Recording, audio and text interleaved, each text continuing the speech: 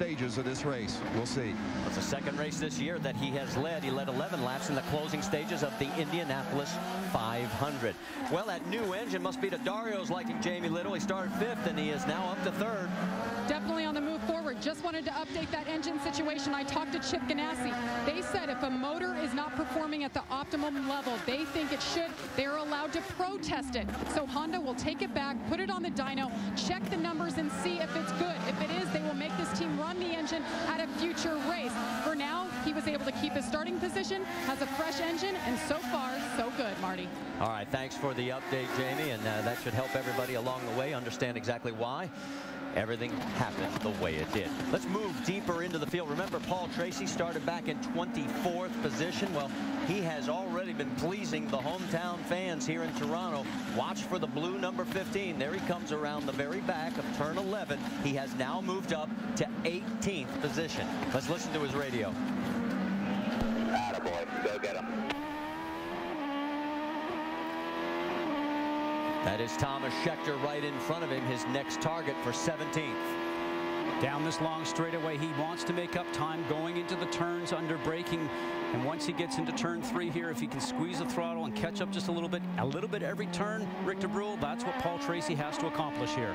Yeah, it's a lot easier to get past those first 6 than the next 6, but he's definitely got that on his mind. They had a problem yesterday during qualifying. Something wasn't set up right on the car, and they found that last night. They were able to fix it going into the morning. As a result, he's much happier with the car the way it's set up today. As a result, he knew going into this race that he had a chance of moving up. Now, we joke about whether he was going to start on pit lane. He said, no, I want to be out there in the thick of it all, and obviously you can see him doing that. By the way, this is his 272nd career IndyCar start. And his 18th visit here to the streets of Toronto. And right now he is moved up to 18th position. But there's the man in control. He has been in control pretty much the whole weekend. We've still got a long way to go in this race, though. Justin Wilson out front as we go side by side.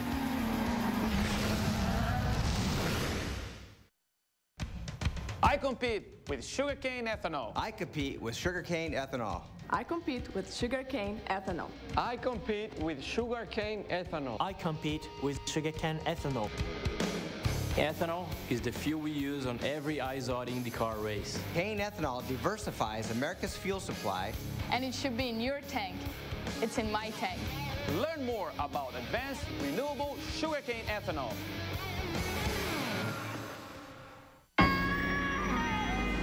Select IZOD IndyCar driver.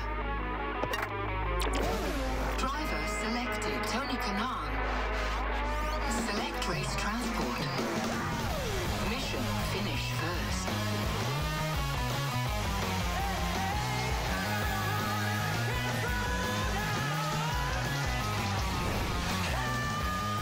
The fastest drivers in the world. See who wins at racetotheparty.com. You know what 2:30 in the afternoon feels like, right? Sleepy? Groggy? Dying for a nap? What do? Run for the coffee? Grab a soda? But how long does that last before you're back for more? Try this instead. Take one 5-hour energy, then see what the rest of your day feels like. Sure won't feel like 2:30 anymore. Or 3:30. Or 4:30. 5-hour energy. Hours of energy now, no 2:30 feeling later.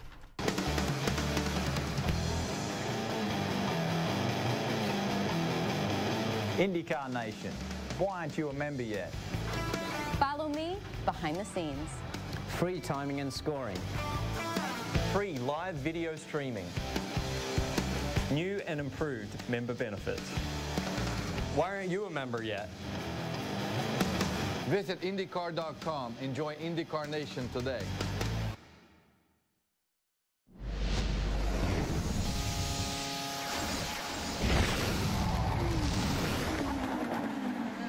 No changes in the top running order here at the streets of Toronto. Let's take a look at our GoDaddy.com rules of racing. We're going to go 85 laps, and the pit window somewhere between 28 and 32. Push to pass, you have 15 of them this time.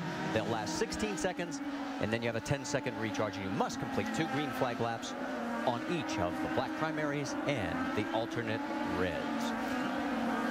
As we mentioned, everything is holding station through the top portion of the field. Justin Wilson ahead of Helio Castroneves, Dario Franchitti, Ryan Hunter-Reay, Scott Dixon. But further back, we've been watching a great battle. Bertrand Baguette is leading this freight train. He has moved up 4 positions, up to 12th. Right behind him is Rafa Matos, Graham Rahal. They're duking it out for 13th. And Bertrand Baguette driving for Conquest Racing for Eric Bachelard, one of the smaller teams. But when you get to a road course, if your driver's a very good road course driver, usually you can make up time versus being on an oval. As we see right now, a battle at the front continues to go. But for Justin Wilson, he had to maneuver around the 18 Sitco car of Milka Duno. And Milka has not been able to keep up the minimum speed. She has been ordered to pit lane. So as they work their way around her, heading into a lookout, that's where it gets a little dicey. She's got to work her way over now, and she does, as she's trying to make her way to pit lane. Now, I can tell you that all the leaders right there are wishing that she had got that information and that signal a lap before, so they didn't have to take the chance to go around her. You must maintain 107% of the pole speed and then race speed.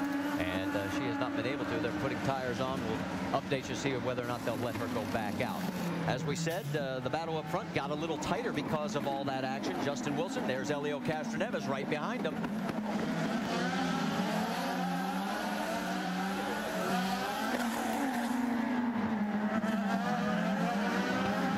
Trying to put the pressure on, but so far Justin Wilson's strategy of starting on the primary blacks is working perfectly.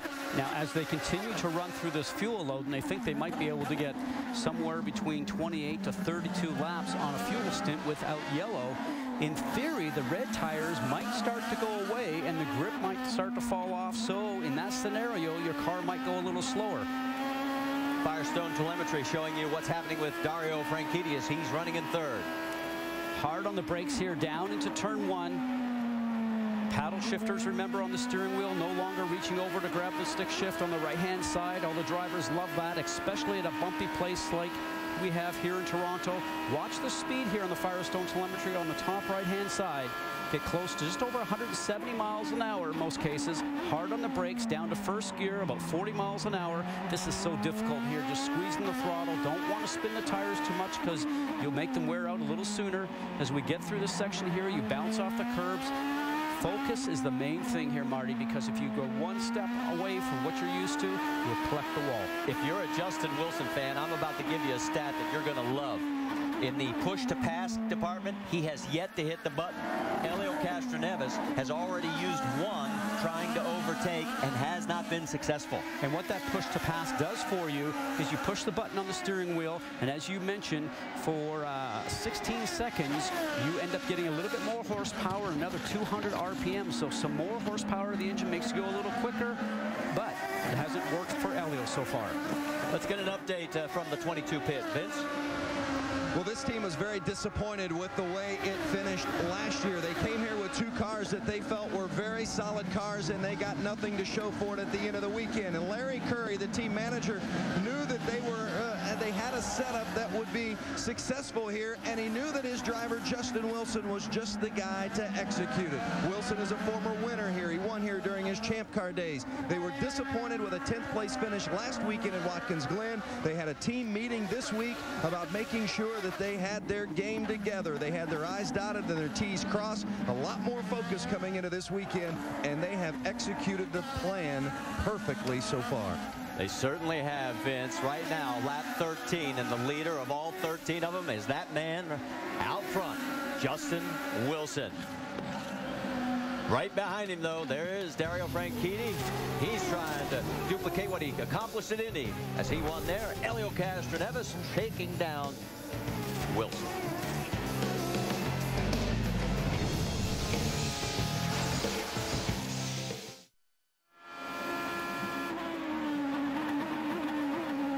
Back here at Toronto, let's talk about the calendar coming up, because the Fram Auto Light NHRA Nationals finals tonight, 6 Eastern on ESPN2, and the NASCAR Nows tomorrow at 5 Eastern on ESPN2.